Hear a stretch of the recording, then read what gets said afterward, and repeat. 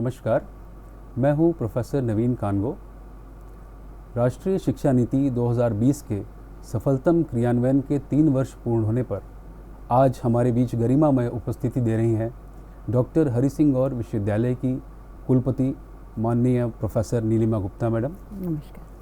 मेरे साथ इस चर्चा में भाग लेंगे प्रोफेसर हरील थॉमस। नमस्कार। आपका बहुत बहुत स्वागत है मैम। धन्यवाद। जैसा कि विदित है कि राष्ट्रीय शिक्षा नीति 2020 के 3 वर्ष पूर्ण होने पर नई दिल्ली में एक अखिल शिक्षा समागम होने जा रहा है और इन 3 सालों में पूरे देश में इस नीति पर लगातार विचार और विमर्श हुए हैं। मैडम, आपके अनुसार यह शिक्षा नीति अपनी पूर्ववर्ती शिक्षा नीतियों से किस तरह से भिन्न है? राष्ट्रीय शिक्षा नीति 2020 में ही आई है और जो आपका प्रश्न है कि ये पिछली शिक्षा नीतियों से कैसे भिन्न है, इस बारे में मैं ये कहना चाहूँगी कि जहाँ पिछली शिक्षा नीतियाँ पठन पाठन पर जोर दिया करती थी, परीक्षा प्रणाली पर जोर दिया करती थी, लेकिन ये जो राष्ट्रीय शिक्षा नीति 2020 आई है, इसमें हम लोग इन सब के साथ साथ जो पिछली नीतियों में था उसके साथ साथ हम लोग कई और नई चीज़ों के बारे में हम लोग चर्चा कर रहे हैं। जैसे मल्टी डिसिप्लिनरी एजुकेशन है, जैसे मल्टीपल एग्ज़िट एंड एंट्री का एक प्राविधान दिया गया है, जैसे टीचर्स की resource generation, strengthening of the resources, उनके ऊपर जोर दिया गया है, स्किल एजुकेशन के ऊपर जोर दिया गया है, रिसर्च के ऊपर जोर दिया गया है। और मैं in short I would like to say कि ये पूरा का पूरा एक छात्र को कैसे हम लोग होलिस्टिक डेवलपमेंट उसका कर सकते हैं और समाज के अनुकूल हम बना सकते हैं, ये राष्ट्रीय शिक्षा नीति 2020 जो है वो इस और इंगित कर रही है और इस तरह से ये पिछली नीतियों से भिन्न है। NEP 2020 के प्रभावी क्रियान्वयन के लिए डॉक्टर हरि सिंह गौर विश्वविद्यालय, जैसा कि हम सबको विदित है, कि एक अग्रणी भूमिका निभा रहा है, तो इस बारे में हम आपके विचार जानना चाहेंगे। डॉक्टर हरि सिंह गौर सागर विश्वविद्यालय NEP 2020 में बहुत ही एक सकारात्मक एक रुख अपनाया है और इस दिशा में जो राष्ट्रीय शिक्षा नीति कहती है, जो उसका बेसिक फंडामेंटल्स है that we should shift on from 3+2 system, कि हमारे पास एक और प्रोविज़न होना चाहिए 4+1 का भी, जिससे कि हम UG में 4 इयर्स का, जिसमें हम मल्टीपल एंट्री मल्टीपल एग्जिट करेंगे और 1 ईयर का मास्टर्स प्रोग्राम। तो डॉक्टर हरि सिंह और सागर विश्वविद्यालय ने पिछले वर्ष यानी 2022 से, जब अधिकतम विश्वविद्यालय इसके बारे में सोच ही रहे थे कि हम कैसे इसका क्रियान्वयन करें, तो डॉक्टर हरि सिंह गौर विश्वविद्यालय ने इस पर गहन काम किया और मतलब मैं कहना चाहूँगी मेरे आसपास दोनों लोग जो बैठे हुए हैं, professor Naveen Kango and professor Harold Thomas, professor AD Sharma, इनकी पूरी टीम, इन लोगों ने बहुत मेहनत की और यही वजह है कि हम लोगों ने 2022 में इसको क्रियान्वयन इसमें कर लिया।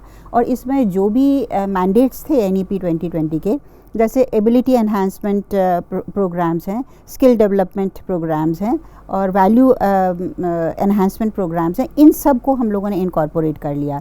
और ये भी मुझे बताते हुए बहुत प्रसन्नता है कि इस वर्ष यानी 2023 में हम लोगों ने फर्स्ट सेमेस्टर का अपना जो एग्ज़ाम है वो NEP 2020 के आधार पर ही किया है। बहुत ही संतोष का विषय है कि डॉक्टर हरि सिंह गौर विश्वविद्यालय NEP 2020 के क्रियान्वयन में बहुत ही सक्रिय और अग्रणी भूमिका निभाता जा रहा है। मैं अपने साथी प्रोफेसर थॉमस से कहूँगा कि वो मैडम ये बहुत खुशी की बात है कि आपके एबल गाइडेंस में अभी विश्वविद्यालय को NAAC के द्वारा A+ ग्रेड मिला है। जी। आप इस विषय में कैसे सोचती हैं कि आने वाले समय में जी हम विश्वविद्यालय को रैंकिंग में कैसे ऊपर ला सकते हैं इन view of new education policy? बहुत अच्छा प्रश्न है और इसके लिए तो आप सभी लोग, आप दोनों, बल्कि हमारी पूरी विश्वविद्यालय की टीम के प्रति मैं आभारी हूँ कि आप लोगों ने सब साथ मिलके इतना काम किया जो हम लोग को A+ ग्रेड मिला है NAAC में। और जो आपका प्रश्न है कि NEP की दिशा में, तो मैं क्योंकि NAAC से बहुत वर्षों से एसोसिएटेड रही हूँ, तो पहले ऑब्वियसली क्योंकि ये राष्ट्रीय शिक्षा नीति अभी नई है, अभी 3 वर्ष पूरे होने जा रहे हैं, obviously it did not have any focus on the NAAC accreditation. लेकिन जब हम लोग एक्रेडिटेशन के लिए गए तो नैक में भी इन लोगों ने इसके क्राइटेरिया को लिया था कि हम लोगों ने क्या क्या काम किए हैं।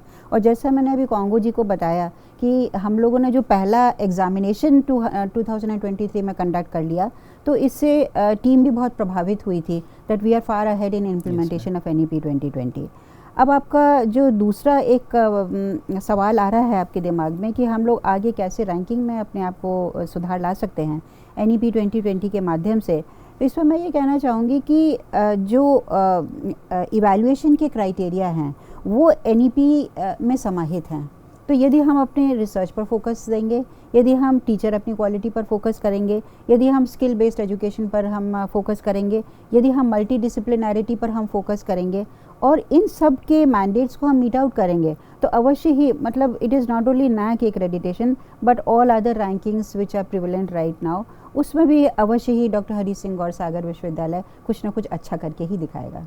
मैडम, जैसे कि आपको विदित है और हम सब जानते हैं कि हम पॉपुलेशन में बहुत एक्सीड कर गए और इस समय हम वर्ल्ड की लार्जेस्ट पॉपुलेशन है। जी जी।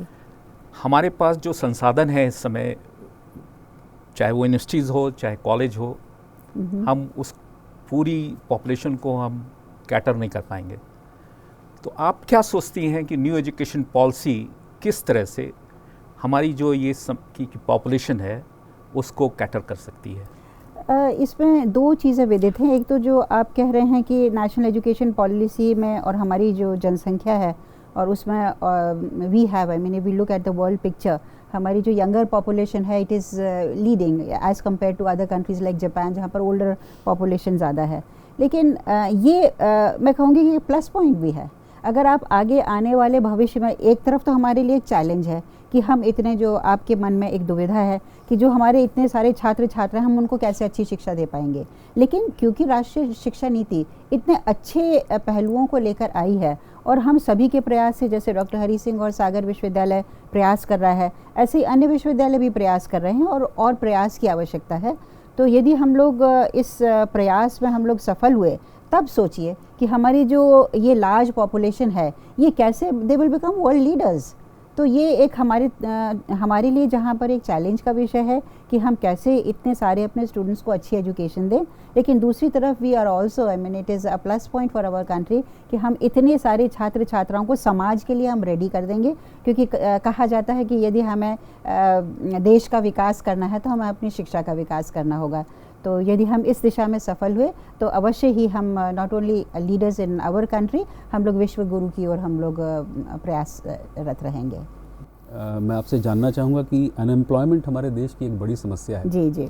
और NEP का बहुत सारा फोकस जो है एम्प्लॉयबिलिटी को बढ़ाने पर है। बिल्कुल बिल्कुल। तो उसके तहत जो कौन से ऐसे रोजगार उन्मुखी कोर्सेज या स्किल्ड एजुकेशन पे NEP का क्या विस्तार होगा, इस पर आप कुछ प्रकाश डालें। जी, ये तो एक बहुत ही ऐसा एक पहलू है जो NEP 2020 में समाहित है, क्योंकि वो स्किल एजुकेशन पर बहुत फोकस करती है, आत्मनिर्भर भारत बनाने के ऊपर फोकस करती है। जहां हमारे माननीय प्रधानमंत्री जी कहते हैं कि हमें अपने देश को आत्मनिर्भर करना है, तो उसमें विश्वविद्यालयों को आगे आना है। अब विश्वविद्यालय किस तरह से इस प्रॉब्लम को केटर कर सकते हैं कि हम लोगों ने, जैसे डॉक्टर हरी सिंह गौर सागर विश्वविद्यालय में 34 स्किल एनहांसमेंट कोर्सेज हम लोगों ने इंट्रोड्यूस किए हैं। तो 34 skill enhancement courses are pretty good number. लेकिन इसके साथ ही मेरा जो एक व्यू पॉइंट है कि ये स्किल एजुकेशन के बारे में जब हम चर्चा करें तो सिर्फ it is not that we are producing doctors and engineers. और उस दिशा में यदि हम देखें तो विश्वविद्यालय में पिछले वर्ष हम लोगों ने इंजीनियरिंग कोर्स भी शुरू कर दिया, that is a skill based course, और 2 पाठ्यक्रम से हमने शुरू किया था। इस बार हम लोग 6 पाठ्यक्रम से आगे जा रहे हैं। इसी तरह से मैनेजमेंट के हमारे कोर्सेज़ हैं, एजुकेशन के हमारे कोर्सेज़ हैं, लॉ के हमारे कोर्सेज़ हैं, दे आर ऑल, क्रिमिनोलॉजी है, इन सब में we see that we are generating skill. But in addition to that, we are having some short-term skill-based programs. तो जो हमारे अभी चल रहे हैं उनके बारे में तो मैंने आपको बताया ही, लेकिन ये भी मुझे बताते हुए आपको हर्ष है कि अभी जो हमारी पिछली एकेडमिक काउंसिल थी तो ये प्रस्ताव आए जिनको हम लोगों ने अप्रूव भी किया कि कैसे हम लोग शॉर्ट टर्म ट्रेनिंग प्रोग्राम्स कर सकते हैं। सो ये जो ट्रेनिंग प्रोग्राम्स हैं, it may be research skills, it may be communication skills, it may be computer skills. तो इस तरह के हम स्किल्स चाहेंगे कि हमारे छात्र छात्राओं में छोटे से लेके बड़े स्किल तक वो लोग स्किल्ड हो जाएं, जिससे कि जब वो इस विश्वविद्यालय को छोड़ें तो हर विश्वविद्यालय में जैसे जो आप पूछ रहे थे कि पिछली शिक्षा नीतियों में एक डिग्री लेकर छात्र निकलता था, तो अब इस शिक्षा नीति के तहत और जो आप स्किल के बारे में चर्चा कर रहे हैं, तो हमारा छात्र जो अब भविष्य में निकलेगा उसके एक हाथ में डिग्री तो अवश्य होगी, वो तो लेकर जाएगा ही, लेकिन उसके साथ उसके अंदर जो स्किल होगा तो वो सिर्फ एक जॉब सीकर डिग्री को लेकर जॉब ही नहीं ढूंढेगा, बल्कि वो इतना स्किल्ड होगा कि वो खुद भी काम कर सकता है और दूसरों को भी काम दे सकता है। जी बेशक मैम, स्किल्ड और वेल राउंडेड जो हमारे छात्र यहाँ से निकलेंगे वो कई सारी ग्लोबल कॉम्पिटेंसीज लिए होंगे, जिसके कारण कि हमारा देश वैश्विक पटल पर अपना एक निश्चित स्थान बना पाएगा। जी जी। इस आगे इस चर्चा को बढ़ाते हुए मैं जानना चाहूँगा कि जिस तरह से शोध है हमारा, आप स्वयं शोध में जाने माना नाम है मैम आपका और एक प्रख्यात शिक्षाविद हैं, तो हम आपकी तरफ इस दृष्टि से देखते हैं कि जो एक रिसर्च ड्रिवन यूनिवर्सिटी का एनवायरनमेंट है और शोध किस तरह से इस नवाचार का जो एक तरह से टेम्पो सेट करेगा, उस बारे में हम आपको बताएं। शोध तो एक बहुत इम्पॉर्टेंट कॉन्स्टिट्यूशन है for the development of any university, और हमने अपने यहाँ डॉक्टर हरी सिंह और सागर विश्वविद्यालय में 8 रिसर्च सेंटर इसीलिए बनाए हैं। जो हमारी रिसर्च फैसिलिटीज़ थी उनको 8 रिसर्च सेंटर्स में कन्वर्ट करके now they are open for all. और एक तरफ जहाँ हम इंटरडिसिप्लिनरी, मतलब अपने विश्वविद्यालय के अंदर ही हमारे डिपार्टमेंट्स एक दूसरे के साथ कोलैबोरेट करके they are doing good research work, और इसी के साथ हम लोगों ने ये अपनी facilities we have kept them open for all, कि यदि कोई और अन्य विश्वविद्यालय से आकर कोई रिसर्च करना चाहता है हमारे यूनिवर्सिटी में तो उनके लिए भी दरवाजे खुले हुए हैं। इसी के साथ हम लोग कुछ वर्कशॉप्स भी करते हैं periodically, and in that also from all over the country हम लोग रिसर्चर्स को इनवाइट करते हैं, जिससे कि रिसर्च स्किल्स उनमें वहाँ वो ले सकें। अब ये तो है फैसिलिटीज़ की बात, लेकिन फ्यूचर क्या है देश का रिसर्च के पॉइंट ऑफ व्यू से? So I would say that if we want development in the teaching, in the education system और इवन इन द कंट्री, हमें अपने रिसर्च को, इनोवेशन को बढ़ाना होगा।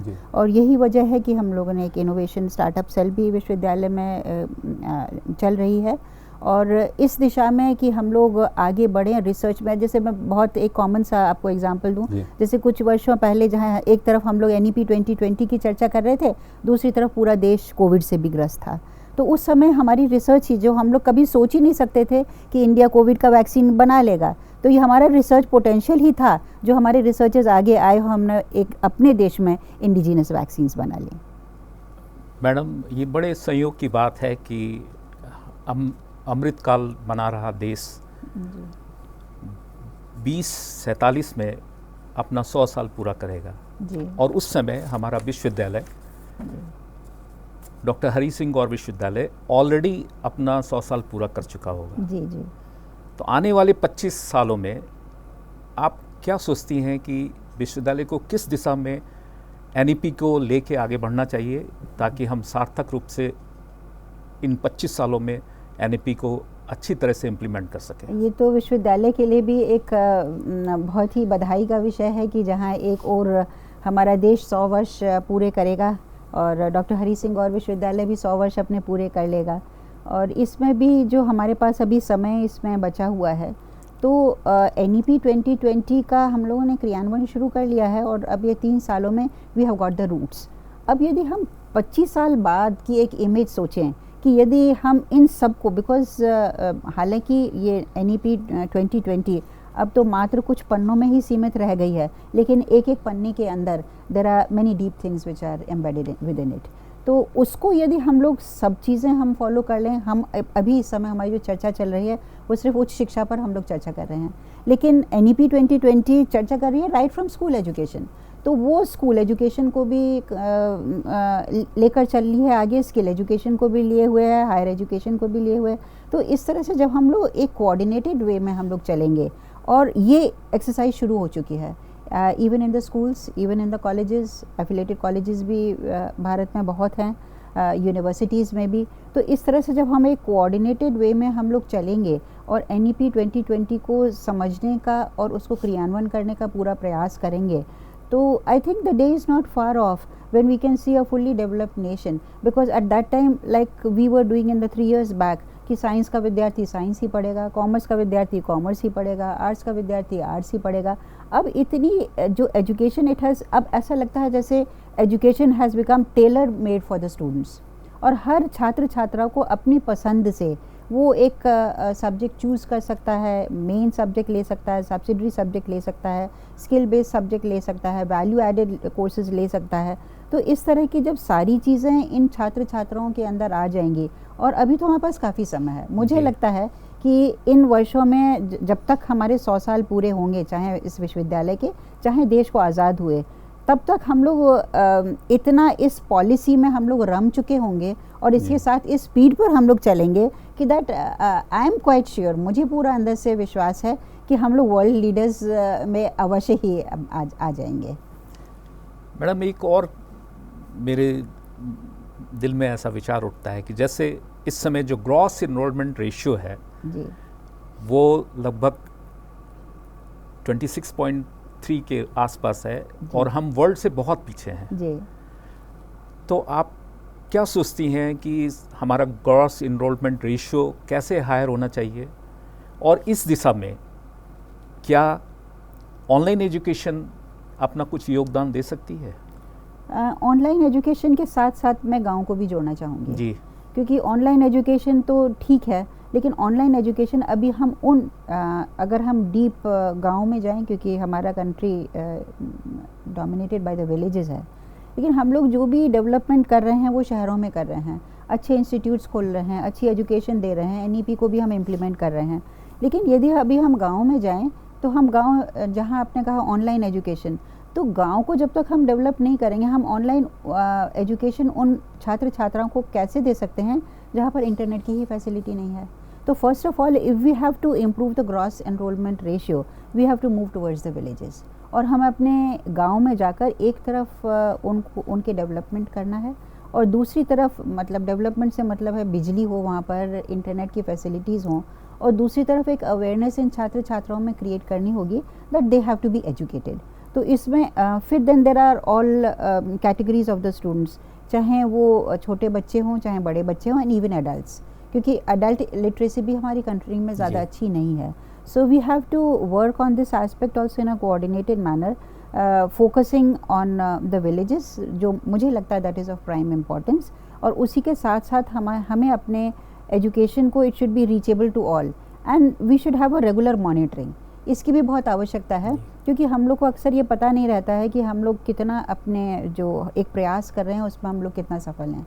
तो इसको बहुत ही टारगेट ओरिएंटेड ग्रुप्स में बनाकर, इसको डिवाइड करके, we should take up different sectors of our country, and first of all try to find out what is the literacy rate in the different states. कुछ है, डेटा अवेलेबल है, but then हमारा ये प्रयास एक होना चाहिए कि मान लीजिए 6 महीने में, 1 साल में हम कितनी प्रोग्रेस कर रहे हैं, how many people we are making literate. So I think if we proceed in this direction, तो लिटरेसी रेट भी अवश्य ही अपने देश का हम लोग बढ़ाने में सक्षम होंगे। मैडम, आपने बहुत अच्छे से एक्सप्लेन किया, इसको फोकस डाला, क्योंकि कभी कभी हम लोग ऑब्जर्व करते हैं कि किसी बच्चे का फिजिक्स या मैथ बहुत वीक होता है, तो वो 2 सब्जेक्ट अगर साइंस में पढ़ रहा है, तो अगर उसका फिजिक्स अच्छा है या जियोलॉजी या बॉटनी या कोई सब्जेक्ट अच्छा है, और जो वीक है तो एक ऑप्शन है वहाँ पर मल्टी डिसिप्लिनरी मेजर का, तो वो दूसरा सब्जेक्ट पढ़ सकता है जिसमें उसका बहुत अच्छा इंटरेस्ट है। जी। तो मैं अपने कोलीग से, प्रोफेसर नवीन से कहूँगा कि उनके, मैडम आपने भी इसका जिक्र किया, और मैं भी मानता हूँ कि इस पॉलिसी की एक बड़ी खूबी है कि ये सिस्टम को वर्टिकली इंटीग्रेट करती है। आपने अभी अपने बातों में कहा भी कि स्कूल से लेकर PhD तक, जी, हायर एजुकेशन तक, इसका एक चाइल्ड का एक समग्र जो है विकास ये पॉलिसी देखती है। तो इस बारे में हम आपके विचार जानना चाहेंगे। और जैसा कि हम जानते हैं कि हमारे विश्वविद्यालय में भी हमारे पास एक KV स्कूल है, जी, और हम PhD तक ऑफ कोर्स शिक्षा देते ही हैं। तो ये एक बड़ा ही एक खूबसूरत सा पिक्चर उभर के आता है कि how in totality we are going to implement NEP 2020। जी बिल्कुल, आपने सही कहा कि from KG to we are going to PG, not only PG, हमारे यहाँ तो रिसर्च भी है। So I think that our campus is a complete campus when we are talking about education right from the school level, और उन बच्चों को हम कैसे अच्छी शिक्षा दे सकें। और क्योंकि उच्च शिक्षा से मैं हमेशा जुड़ी रही, तो मुझे कभी कभी लगता था कि हमारे पास छात्र छात्राएं उस लेवल पर आते हैं जब हम कुछ ज़्यादा नहीं कर सकते हैं because their foundation is weak. But now when we are talking about integrated education, तो ये छात्र छात्राएं स्कूल लेवल पर भी उनको एक अच्छी फाउंडेशन मिल जाती है, और NEP के मैंडेट्स को जब वो फुलफ़िल करते हुए स्कूल लेवल से ही आएंगे, तो जब तक हायर एजुकेशन में आएंगे वो और ज़्यादा पॉलिश हो जाएंगे. और जो एक NEP 2020 का एक उद्देश्य है कि हम एक ऐसा समाज में एक छात्र को हम उतारें जो कम्प्लीटली एजुकेटेड हो, not only from the point of view of bookish knowledge और from the point of view of getting degrees, but he will also be value oriented. उसके पास कैरेक्टर होगा, उसका समग्र विकास होगा. और जो हम पहले इसके साथ I would like to add कि जब स्पेशली भारत की हम एजुकेशन सिस्टम के बारे में बात करते हैं तो गुरुकुल से हम शुरू करते हैं, और वो एक कंसेप्ट था जहाँ गुरु और शिष्य साथ रहा करते थे. और आज हम फिर वही बात कर रहे हैं. हम कह रहे हैं कि धीरे धीरे क्या हुआ कि जो शिष्य था और गुरु वो दूर होते चले गए. लेकिन अब ये जो NEP 2020 आई है वो उनको फिर से पास में ला रही है. It is talking about how we can find out about the students likings dislikings. और इस तरह से जब हम एक इंटीग्रेटेड वे में, not only from school education to higher education, but with the closeness of the teachers and the students, I am sure कि जो आपके मन में एक प्रश्न आ रहा है कि हम कैसे इस शिक्षा नीति से क्या इस टाइप के हम समाज में एक उत्कृष्ट एक छात्र छात्र को हम उतार पाएंगे या नहीं, तो मुझे लगता है कि जब हम इसको इन टोटो हम इम्प्लीमेंट कर देंगे, we will definitely succeed in that. आगे बढ़ते हुए मैम मैं पूछना चाहूँगा कि भारत एक बहुभाषा भाषी देश है. जी जी. और हम यहाँ पर थोड़ी दूर ही जाते हैं तो भाषा बदल जाती है. तो इसके तहत जो है राष्ट्रीय शिक्षा नीति में बहुत अच्छी बातें कही गई हैं कि हम तमाम भाषाओं में संसाधन उपलब्ध कराएंगे. और जहाँ तक मुझे पता है कि आप कुछ ऐसे सदप्रयास हुए हैं अभी हाल ही में कि कुछ किताबों का जो है विशेष रूप से अनुवाद वगैरह किया गया है. कृपया आप इस पर कुछ. जी, ये भाषाओं की यदि हम चर्चा करते हैं तो अपने भारत में about as the data shows we have more than 780 languages जो यहाँ पर बोली जाती हैं. लेकिन उसमें से 122 लैंग्वेज तो ऐसी हैं जो 10,000 से ज़्यादा लोग भी, इसको डिवाइड कर दिया गया है कि कितनी लैंग्वेजेस पॉपुलर हैं, कितनी कम पॉपुलर हैं. तो देयर आर अबाउट 122 लैंग्वेजेस जो 10,000 लोग से ऊपर बोलते हैं. लेकिन 22 लैंग्वेजेस ऐसे जो हमारे भारत में ऑफिशियल लैंग्वेजेस मानी जाती हैं.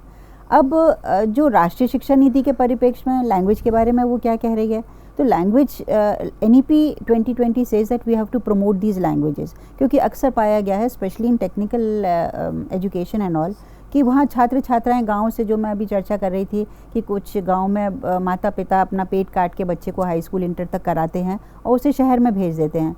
तो वो बच्चा हालांकि होशियार है लेकिन he has so much of a problem in the language that he becomes confuse when he reaches a good university. तो अब ये जो राष्ट्रीय शिक्षा नीति कह रही है कि हम अपने लैंग्वेजेस को कैसे प्रमोट करें, हर राष्ट्र में उनकी जो मातृभाषा है उसमें हम शिक्षा देने का प्रयास करें. तो इस दिशा में जैसे AICTE ने एक टूल डेवलप किया है अनुवादिनी, तो उसके माध्यम से हम बुक्स को ट्रांसलेट कर रहे हैं और उन्होंने 8 लैंग्वेजेस में they have started teaching already, 11 वो करने चले जा रहे हैं. तो अभी जो एक समागम, शिक्षा समागम होने जा रहा है 29 और 30 को, तो उसमें इससे पहले करीब 7-8 महीने पहले एक भारतीय भाषा की एक समिति बनाई गई थी. उसमें इत्तेफाक से मैं भी मेंबर हूँ. तो UGC ने ये बनाई है. तो उसमें हमारा प्रयास था कि कैसे हम लोग लिटरेचर अवेलेबल कराएं. So I am very happy to share कि 29 को जब माननीय प्रधानमंत्री जी इसका इनागुरेशन करेंगे तो doctor Hari Singh Gour university has contributed to 10 books in different regional languages. हालांकि ये हिंदी प्रधान हमारा प्रदेश है यहाँ पर, लेकिन फिर भी हमने और लैंग्वेजेस में, बंगाली में, महाराष्ट्रियन में, हम लोगों ने और बुक्स भी हमने प्रोवाइड की हैं UGC को, and they are going to be released on 29 by the honourable prime minister.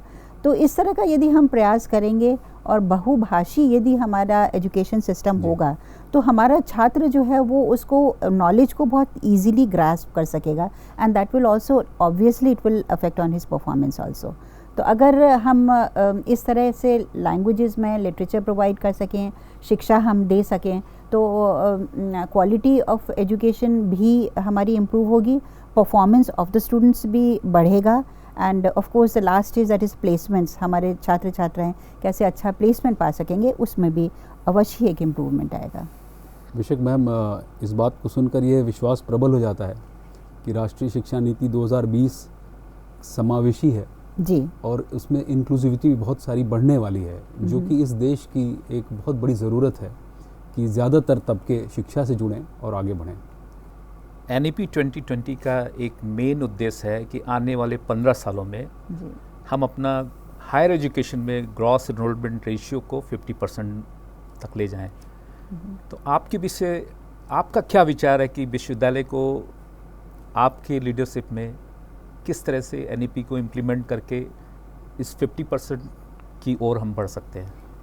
ये आपने जब पिछला प्रश्न पूछा था तब मैंने आपसे कहा था कि मैं गाँव की तरफ मेरा रुझान है, और इस रुझान में हमने 5 गाँव को ऑलरेडी अडॉप्ट कर रखा है। तो उनमें हम लोग का प्रयास है कि हम कैसे ग्रॉस एनरोलमेंट रेशियो को हम बढ़ा सकें। तो I feel that if we are successful in this, तो हमारा जैसे इस एरिया में हम लोग 5 गांव से हम लोग चले हैं, लेकिन इस 5 गांव से भी हम लोग कुछ प्रोग्राम्स करते हैं, हम और गाँव को भी उससे इंटरलिंक कर देते हैं। So we have to spread the message, we have to spread awareness that we have to become educated.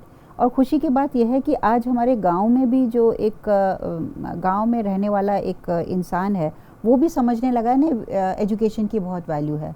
तो यदि हमारे किसान भी खुद पढ़ा लिखा नहीं है लेकिन वो चाह रहा है कि मेरे बच्चे पढ़ लिख जाएं, and I have hundreds of examples जो ऐसे माँ बाप हैं जो नहीं पढ़े, खेती कर रहे हैं आज भी, और उनके बच्चे बहुत अच्छे निकल गए हैं। तो अब ये शुरुआत तो हो गई है, लेकिन अब ये हमारे ऊपर है कि कैसे हम इस मैसेज को स्प्रेड करें, कैसे ज़्यादा से ज़्यादा गाँव को हम लोग इन्वॉल्व करें, और इसी के साथ अगर हम लोग अपने इंफ्रास्ट्रक्चरल फैसिलिटीज़ को और ऑनलाइन एजुकेशन को भी और स्ट्रेंथन कर सकें जो और ज़्यादा व्यापक हो सके, तो मुझे लगता है we will be able to spread this message. और एनरोलमेंट रेशियो अवश्य ही बढ़ेगा इन प्रयासों से, कि जहां हम एक तरफ शिक्षा की उत्कृष्टता के बारे में बात कर रहे हैं और उसमें हम लोग कामयाब हो रहे हैं, तो मुझे लगता है this is the basic step and we must succeed in it. और हम लोग को एक डिटर्मिनेशन के साथ, ये मैं अपने विश्वविद्यालय के लिए ही नहीं कह रही हूँ, लेकिन जो भी लोग श्रोतागण हैं जो इस वीडियो को देख रहे हैं, मैं ये कहना चाहूँगी कि हम लोग इसको एक मिशन की तरह ले लें, क्योंकि unless we have the educated, आप जो ग्रॉस एनरोलमेंट की बात कर रहे हैं, हमारे बच्चे एनरोल ही नहीं होंगे, चाहे बच्चे हों चाहे बड़े हों, और एजुकेटेड नहीं होंगे, तो हम विकास की हम कैसे बात करेंगे। So it is a plea from me कि हम लोग सभी इसमें प्रयास करें, तो अवश्य ही हम लोग इसका रेशियो बढ़ा सकेंगे। मैडम, न्यू एजुकेशन पॉलिसी में मूक्स का एक बहुत इम्पॉर्टेंट कंपोनेंट है जी, क्रेडिट ट्रांसफ़र फ्रेमवर्क के लिए। जी जी, और सौभाग्य से हमारा विश्वविद्यालय लगभग 20 अब मूक्स को ऑफर करता है। जी जी, आप इस विषय पे कैसे सोचती हैं कि बच्चों को कैसे और मोटिवेट किया जा सके ताकि वो अपने यूनिवर्सिटी के द्वारा ऑफर और लगभग जो 400 या 350 जो सेमेस्टर वाइज ऑफर होते हैं पूरे इंडिया में, उसको इम्प्लीमेंट करा सकें, ना केवल सागर विश्वविद्यालय में बल्कि और भी विश्वविद्यालय में। तो यूजीसी और विश्वविद्यालय को क्या कदम उठाना चाहिए कि जो हम करोड़ों रुपया इन्वेस्ट कर रहे हैं मूक्स बनाने में, जी जी, उसका प्रॉपर यूटिलाइजेशन हो सके? आप सही कह रहे हैं, ये इनिशिएटिव तो बहुत अच्छा था मूक कोर्सेज बनाने का, and it provided a very good platform for disseminating education. लेकिन इसमें भी मुझे लगता है कि अभी छात्र छात्राओं को अवेयरनेस इसमें कम है, तो हर यूनिवर्सिटी को इसमें प्रयास करना पड़ेगा, and tell them by organizing certain programs in their university and also making an appeal on their websites. यदि सारे विश्वविद्यालय अपनी वेबसाइट्स पे छात्र छात्राओं को बताने की कोशिश करें कि मूक की क्या वैल्यू है, वो कैसे मूक से गेन कर सकते हैं, तो इसमें भी मुझे लगता है कि हमें थोड़ी सी सफलता अवश्य मिलेगी। जी मैम। राष्ट्रीय शिक्षा नीति के कुछ एट्रीब्यूट्स हैं, जैसे कि आपने जिक्र भी किया कि multidisciplinarity, multiple entry, multiple exit. जी, एक बड़ा ही जिसको मैं नवाचार के तहत मानता हूँ कि एक है एकेडमिक बैंक ऑफ क्रेडिट्स। इसमें भी सागर विश्वविद्यालय काफ़ी अग्रणी भूमिका निभा रहा है जी, और हमारे सामने एक दृश्य उपस्थित होता है कि जो बच्चों का मूवमेंट है, जो छात्रों का मूवमेंट है, इस एकेडमिक बैंक ऑफ क्रेडिट से बड़ा ही सीमलेस और स्मूथ हो जाएगा आने वाले भविष्य में। जी, आप अपने विचार इस बारे में? जी जी, एकेडमिक बैंक ऑफ क्रेडिट्स, जिसका मतलब एब्रीविएशन ABC, जी, तो ये एक स्टूडेंट्स को एक फैसिलिटी दी गई है, क्योंकि अक्सर ऐसा होता था कि छात्र छात्राओं ने 1 वर्ष पूरा किया या 2 वर्ष पूरा किया, किसी का ट्रांसफ़र हो गया या किसी स्पेशली बच्चियों की शादी हो गई, तो वो अपने स्टडीज़ को परस्यू नहीं कर सकती थी। लेकिन this academic bank of credits it is जैसे हम बैंक में अपने रुपए पैसे जमा कर लेते हैं and then we can take them out whenever we feel like, उसी तरह से हम ये क्रेडिट्स को हम डिपॉजिट कर सकते हैं। तो जब ये पॉलिसी आई थी तो लोगों की समझ में नहीं आया कि ये how is it possible, because it was such a novel idea. But I am happy हमारी यूनिवर्सिटी में भी बहुत अच्छे इसमें रजिस्ट्रेशंस हो रहे हैं, और हम जिस मीडिया सेंटर में यहाँ हमारा विश्वविद्यालय का EMMRC में आज हम बैठे हुए हैं, ये हम लोग चर्चा कर रहे हैं। आई एम वेरी हैप्पी कि 2 प्रोमोज हमारे इसी मीडिया सेंटर ने बनाए, और जब हमने UGC के साथ शेयर किए तो they were circulated to all universities in the country. तो इसी तरह के प्रयास जैसे हमारे प्रोमोज भी ये काम कर रहे हैं, और हर विश्वविद्यालय कम से कम उन प्रोमोज को तो अपने वेबसाइट पर डालेंगे जैसे UGC ने रिक्वेस्ट किया है। और छात्र छात्राओं का भी बड़ा अच्छा रिस्पॉन्स है, they are very happy about it कि वो अपने क्रेडिट्स को स्टोर कर सकते हैं।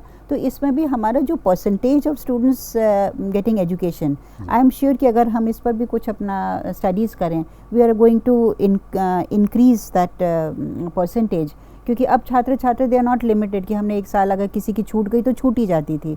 अब वो अपनी पढ़ाई पूरी कर सकेंगे, क्योंकि जब उन्हें ज़रूरत होगी तो वो उन क्रेडिट्स का यूज़ करके and they can complete their studies. जी जी, ये बहुत ही एक सकारात्मक विकास मानूंगा मैं इस बात को, कि छात्रों को ये चिंता नहीं रहेगी कि अब हमको मान लीजिए हमारे पेरेंट्स कहीं रिलोकेट हो रहे हैं, जी जी, तो उनको किस तरह से दूसरी यूनिवर्सिटी में जाना होगा। जी जी। मैम, इसी बात को आगे बढ़ाते हुए मैं पूछना चाहता हूँ कि जो मल्टीडिसिप्लिनरिटी है कि जैसे आप स्वयं जूलॉजी विषय से आती हैं, जी। तो अब जो बायोलॉजिकल साइंस है पूरी तरह से मल्टीडिसिप्लिनरी या इंटरडिसिप्लिनरी हो चुका है। बिल्कुल। हम लोग बायोफिज़िक्स, बायोकेमिस्ट्री और भी बल्कि बहुत सारे ऐसे आयाम हैं जो भी आपस में काफ़ी इंटरमिंगल्ड हैं। जी। तो मुझे ऐसा लगता है कि NEP इसको बहुत शुरुआत से ही, जैसे ही छात्र आपके पास आता है तब से ही उसके इस रास्ते को प्रशस्त करती है कि आप मल्टीडिसिप्लिनरी हो जाइए, जी। ताकि एक समग्र जो विज्ञान है वो हमारे सामने स्पष्ट हो सके। आप इसको कैसे देखते हैं? नहीं, ये तो एक बहुत अच्छा एक इनिशिएटिव है, क्योंकि जैसा मतलब कुछ वर्षों पहले जब मैं कुछ विदेश कंट्रीज़ में मैं डिस्कस करती थी, तो लोग कहते थे कि एक मेडिकल का स्टूडेंट है साइकोलॉजी पढ़ रहा है, एक इंजीनियरिंग का स्टूडेंट है वो बायोकेमिस्ट्री बायोलॉजिकल साइंसेज ले लेता है। तो मुझे लगता था ये लोग कैसे मैनेज करते हैं, but now we have the same policy here in India. तो अब यदि मल्टीडिसिप्लिनरी, कई बार ऐसा होता है, आप देखिए कि इंजीनियर है, गाना बहुत अच्छा गा रहा है, बट लेकिन उसके हुनर को लिख बहुत अच्छा रहा है, he is fond of writing poetry, लेकिन उनको कोई इसमें एनकरेजमेंट नहीं दिया जाता था। लेकिन अब ये पॉसिबल है।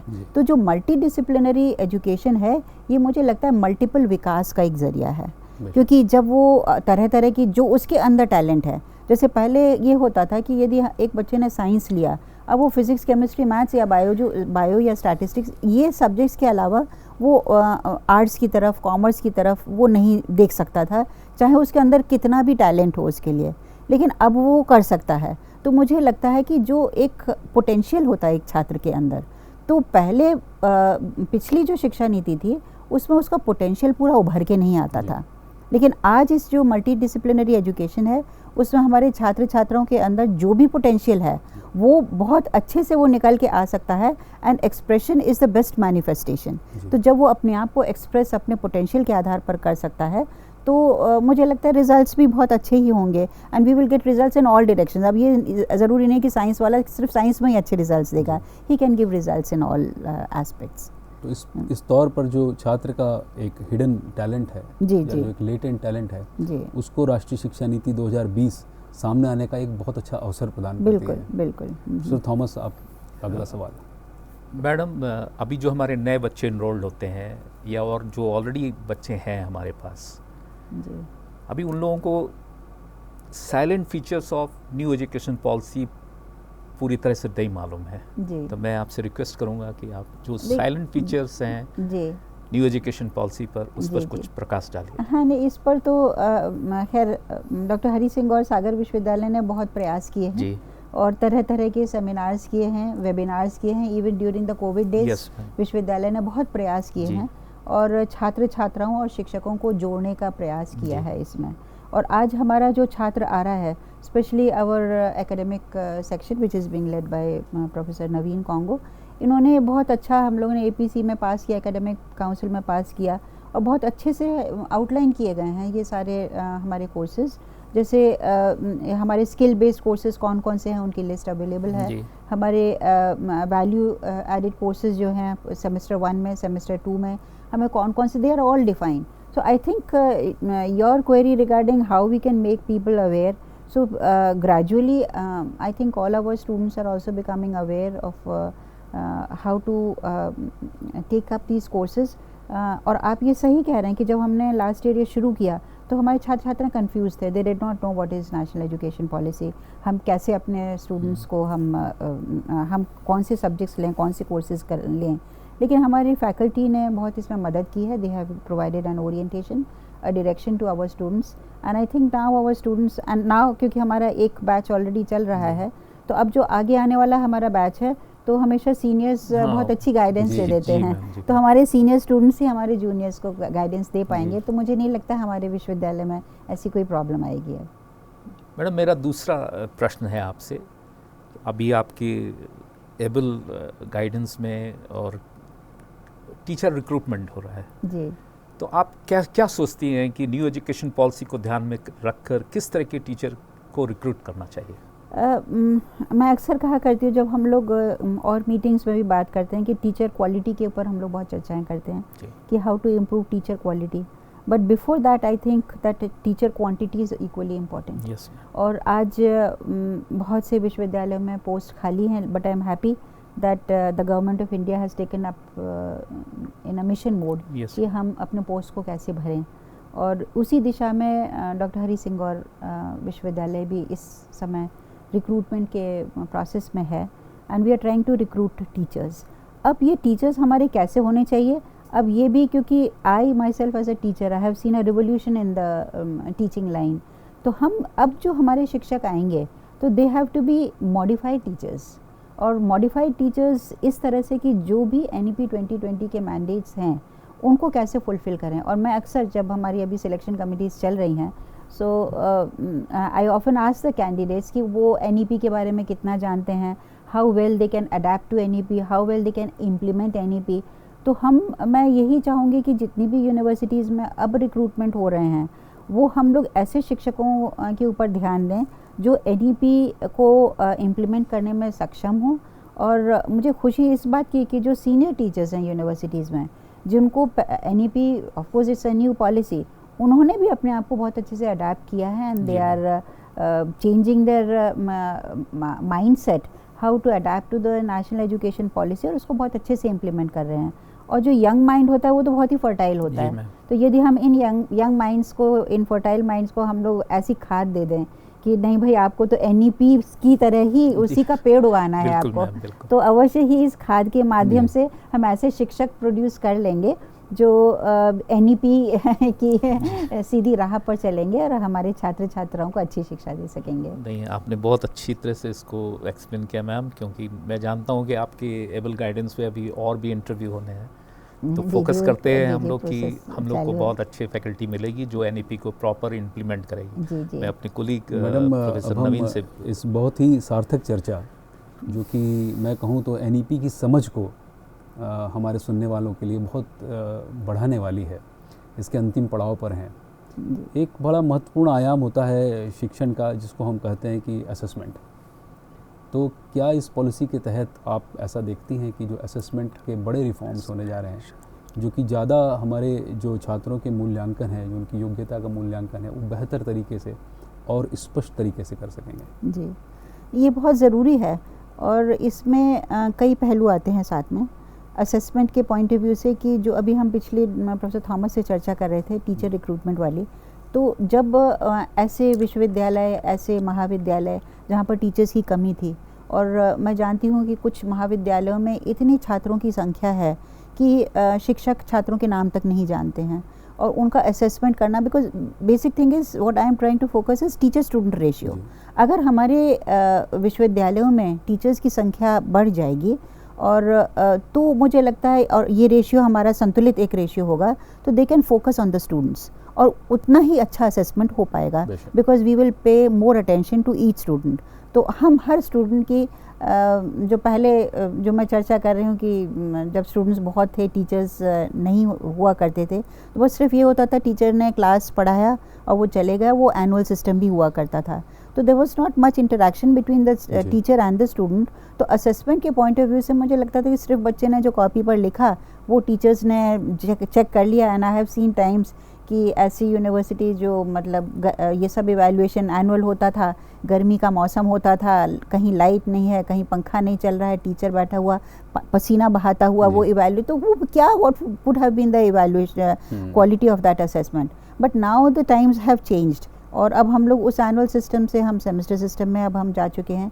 टीचर्स का हम रिक्रूटमेंट कर रहे हैं और असेसमेंट की भी पॉलिसी, जहाँ सिर्फ एग्जामिनेशन हुआ करता था, अब हम असेसमेंट दूसरी तरह से, we are having training programmes, we are having field works, we are having quiz lectures by the students.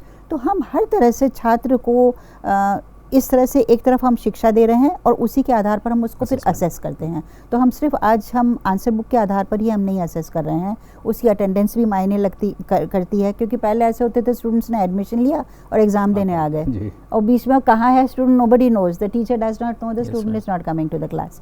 तो अब इतना क्लोज एसोसिएशन हो गया between the teacher and the taught that I feel that the assessment will definitely improve।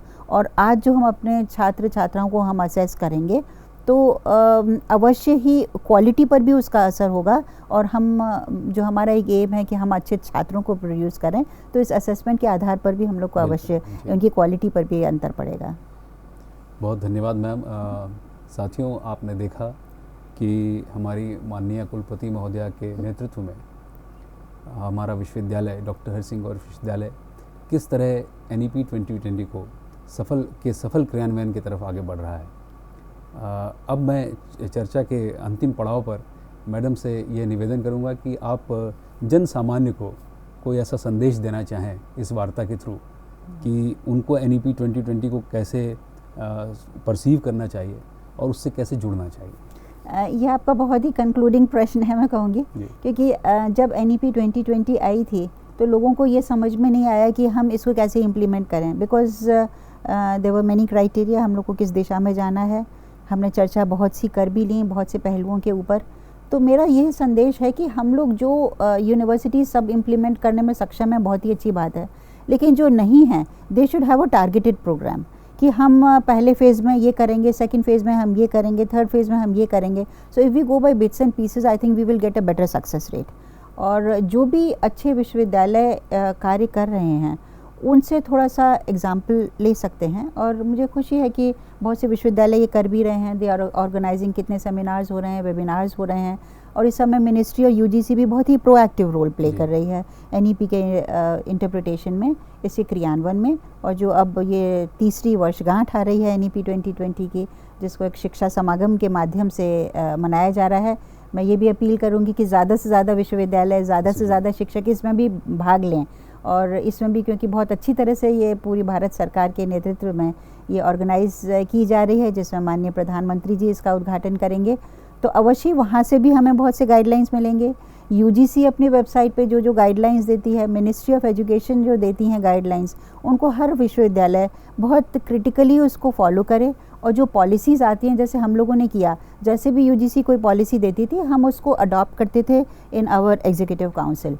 तो मेरा यही अनुरोध है कि और जो विश्वविद्यालय हैं वो भी इन पॉलिसीज़ को अडॉप्ट करें अपने स्टैट्यूटरी बॉडीज़ में, उसको इम्प्लीमेंट करने का प्रयास करें।